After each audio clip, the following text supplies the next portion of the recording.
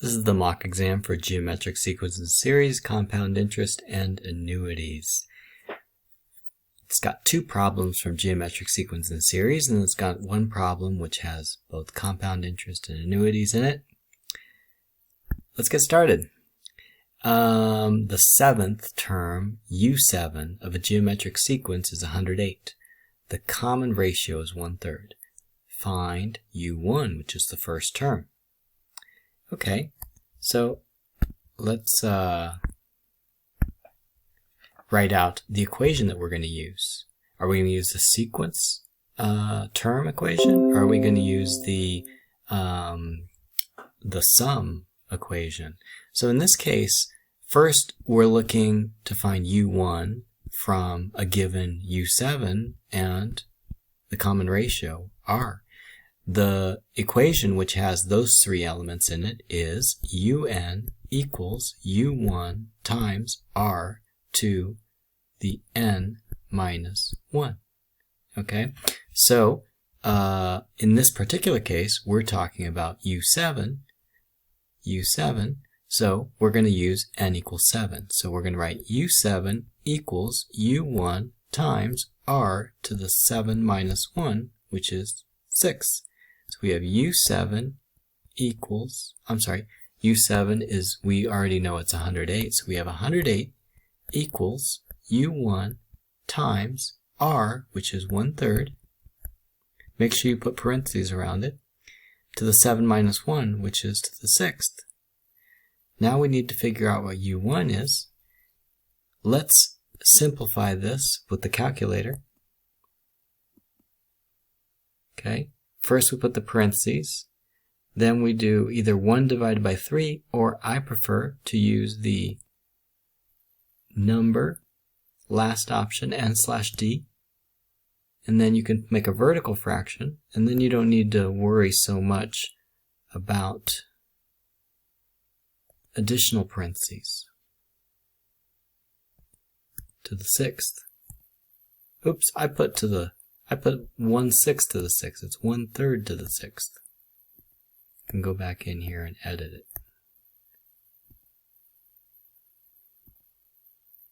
Okay, so the answer is 1/729. So it's 108 equals U1 times 1/729. I can isolate my U1 by multiplying both sides by 729. So I will have U1 equals 108 times 729, which is equal to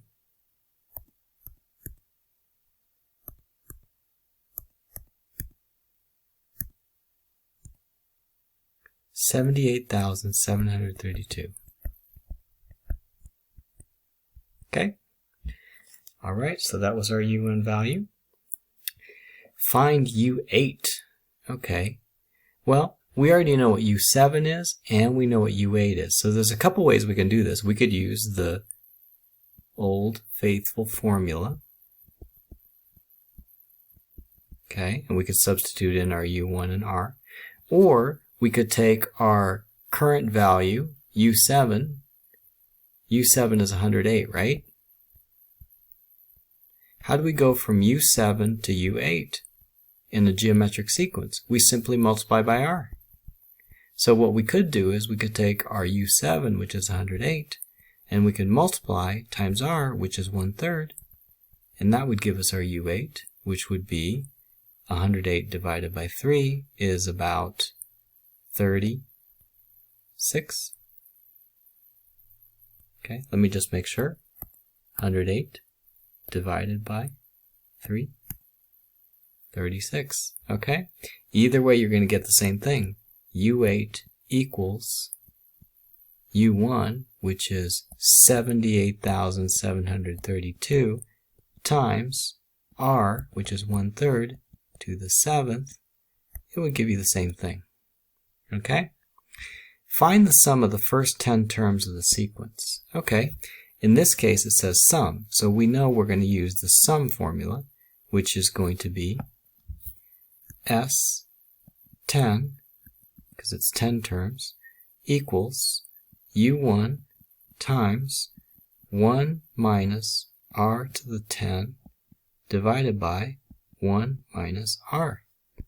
We already know our u1 and our r values. Our u1 value is 78,732. Our r value is 1/3.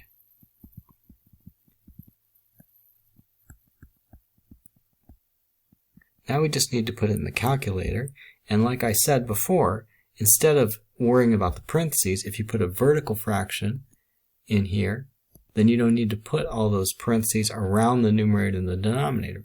If you do not put parentheses around the numerator and the denominator, or use the vertical fraction, then you are going to have a mistake.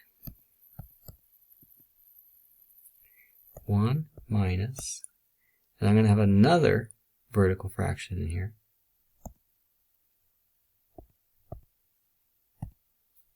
And I'm going to put 1/3. And I'm going to do to the 10th power. And then in the denominator, I'm going to have 1 minus, and I could put 1 divided by 3 like that in parentheses, or I could do a vertical fraction. And you see, since I have a vertical fraction, I don't need to put parentheses around the denominator. My answer is 118,096. 118,096. Okay. Next page. The population of Bangor is growing each year. At the end of 1996, the population was 40,000. At the end of 1998, the population was 44,100. Assuming these annual figures follow a geometric progression, calculate the population of Bangor at the end of 1997. Calculate the population of Bangor at the end of 1992. In this particular case, do we need to worry about beginning of the year, end of the year? Well, if we look at this problem, it says end of 1996, it says end of 1998, end of 1997, end of 1992. They never say beginning of the year. Because of that, since they're always using end of 1996, etc., we do not need to worry about converting beginning of to end of or vice versa. So this is actually not that hard of a problem. Okay? The only thing that's hard about it is the years need to be converted to n equals 1, n equals 2, n equals 3. So let's make a little table to help us with that. So the first year is, let's see, the earliest year is 1992, isn't it? Okay, and the latest year is 1998. So we're going to need at least those years. So we'll do 1992, 1993, 1994, 1995, 1996, 1997, and 1998. Okay, and we'll write down the information that we know. And we'll also write down the n values. Okay, so at the end of 1996, these are all end of. The population was 40,000. At the end of 1998, the population was 44,100.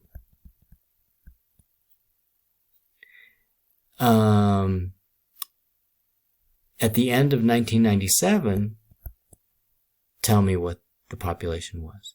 At the end of 1992, tell me what the population was. There's a couple ways we can do this. And if we start with n equals 1 here, it makes it a little bit more difficult to find this value. Because then instead of working with n equals 1, 2, 3, we'll be working with n equals, 7, 8, and 9. So that makes it a little bit more difficult, right? So let's forget about 1992 for now. We'll just concentrate on this first problem. So basically what we have is we have 1996 to 1997 and 1998. Okay? So let's imagine first that this is n equals 1, this is n equals 2, and this is n equals 3, because that makes the problem a little bit easier. Okay. So if this is 1, 2, and 3, how do we figure out this value here? Okay, well, we do know that n equals 1 and n equals 3 have u1 and u3. And if we know u3 and u1, we could figure out what r is, right? Let's use the term formula. u3 equals u1 times r to the 3 minus 1. Don't we know u3? Yeah, it's 44,100. u1 is the value 40,000. Oops. And r to the 3 minus 1 is equal to the r value squared. We don't know what r is yet. Now let's find r squared by doing some algebra here. So we're going to divide both sides by 40,000. Is it 40,000 or 4,000? It's 40,000. Okay, so 44,100 divided by 40,000 is equal to r squared. 44,100 divided by 40,000 is equal to 1.1025. So r squared is equal to 1.1025. R is equal to the square root of 1.1025, which is equal to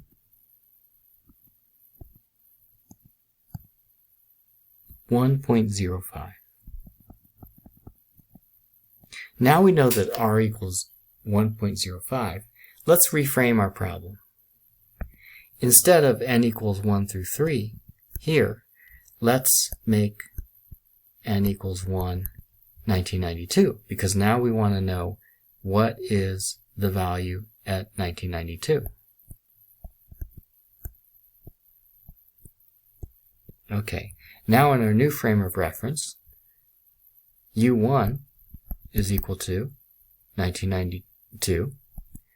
U1 is equal to 1992's population, which is going to be unknown, and U5 is equal to 1996's population, which is 40,000. Now let's write out the term formula for this set of data. And this time we know that r equals 0.05. So we're going to write U5 equals U1 times r to the 5 minus 1. So we have 40,000 equals U1, which we don't know what it is yet, and then r, which is 1.05, to the 4th. So we have 40,000 equals U1 times 1.05 to the 4th, which is 1.0 or 1.2155. Okay, so U1 is equal to 40,000 divided by 1.2155. 40,000 divided by that, which is 32,908. 32,908, which is our population in 1992. Okay? All right. That's it for number 2. Let's go to number 3, which is our compound interest and annuities problem. Emma places 8,000 euros in a bank account that pays a nominal interest rate of 5% per annum compounded monthly. Calculate the amount of money that Emma would have in her account after 15 years. Give your answer correct to the nearest euro. Okay, so if we want to write the formula for this, we could write it, copying it from the formula sheet, right? Sometimes instead of I, they have R for the interest rate. Okay. Let's fill in some of the numbers we know. we know that she starts out with 8,000, so that would be our present value. The K value corresponds to how often we compound, so how many times we compound in 1 year. Monthly would be 12. N would be the number of years in an interest problem. We're going to do it for 15 years. And R would be the interest rate. In this case, it's 5. So we're going to have 8,000 times 1 plus 5 over 12 times 100 to the 12 times 15th power. Now, when we do this with the calculator, normally we're going to use the finance app because it solves all kinds of problems. So we might as well use it for every problem. For N, in an interest problem, we put the years, 15. For I, we put the interest rate, which is 5%. For PV, we put the initial amount, which is 8,000. Payment, we put 0. The future value, we want to know what that is. And for the compounding per year, we put the K value of 12. Then we go back to the future value and we press green, alpha, solve. And it gives us the future value, which is going to be $16,909.63. Now, why is it that it gives us a negative number here for future value instead of a positive number? Well, because the positive and the negative here shows which direction the money is going. In the beginning, Emma places $8,000 in a bank account. That means, from her point of view, it will be leaving her wallet. From the point of view of the bank, it's coming into the account. The way we did it here, it's from the point of view of the bank. The bank receives $8,000 as present value. That's plus $8,000. The bank gives back to her $16,909.63 at the end of 15 years. That's leaving the bank. That would be negative. When you write your answer on the test, do not write negative. Okay? Just write the positive amount. Because here, you're already giving the answer, responding to their question, how much does she get? So you don't need to indicate the direction by putting positive and negative. Okay. That was part A. Oh, it says give the answer to the nearest euro. So the nearest euro, we would round it. So normally you're always going to give the cents in a finance problem. But in this particular case, it asked us to round. So we're going to put 910 because 0.63 rounds up. Okay? Alrighty. Then it says, Emma decides that she cannot wait 15 years. She wants to spend the money sooner, so she decides to withdraw the money earlier. There is $9,062.83 in her account when she withdraws. Find the number of months that Emma had left her money in the account. Okay, so what's different here? So instead of spending 15 years in the account, we're spending something less time in the account. The future value, instead of being 16,910, it's going to be something less. It's going to be 9,062.83. So let's go to future value. Instead of negative 16,909, we're going to put negative 9,062.83. And then we're going to leave everything else the same. And then we're going to go to the end value to see how many years it was here. And the answer is 2.50 years. So for B, the answer is 2.5 years. And it asks us for the number of months, 2.5 years. 2.5 years times 12 months per year gives us 30 months total. Okay. C. Instead of starting with 8,000 euros, Emma decides to accumulate $17,000 in 15 years by starting with a balance of 0 euros and depositing the same amount, X, each month. What is the value of X? Okay, so in this case, what Emma's going to do is she's going to start with 0, so present value is 0. Her future value is going to be 17,000 euros, because that's what she's accumulating in 15 years. Her end value, normally for interest problems, the end value is years. But an annuities problem, and this is an annuity problem because basically what you're doing is you're taking an amount and you're relating it into a monthly deposit. Okay? So first of all, since we're talking about monthly instead of yearly deposits, most of the time we do monthly, our end value and the I value needs to be in terms of months. So the end value is going to be number of months, okay? And in this particular case, we're talking about 15 years. So the number of months in 15 years is 12 times 15. And then the interest rate, which normally is 5% per year, is going to be 5% divided by 12 because we want a monthly interest rate. And what we want to know now is how much do we deposit each month, or what is the payment? Okay? So let's fill all that into the finance app. So the present, and then we put that in TVM solver. So the end value, we put 15 times 12. And you can actually just type 15 times 12 in here. You don't need to do it outside of the app. You can do it inside the app. The interest, we're going to do 5 divided by 12. And you can see you just put the division right in there and it'll do it for you. The present value is going to be 0 because we're going to start with 0 and we're going to put a certain amount of money in the account every month until we have $17,000 at the end. So we don't know what our payment is yet, but we're going to figure it out. Our future value is going to be $17,000 because that's how much the bank is going to give us. We'll put positive $17,000 because that's what the bank is going to give us. From our point of view, it's a positive. In an annuities problem, P divided by Y and C divided by Y should always be 1. Now we're going to go back.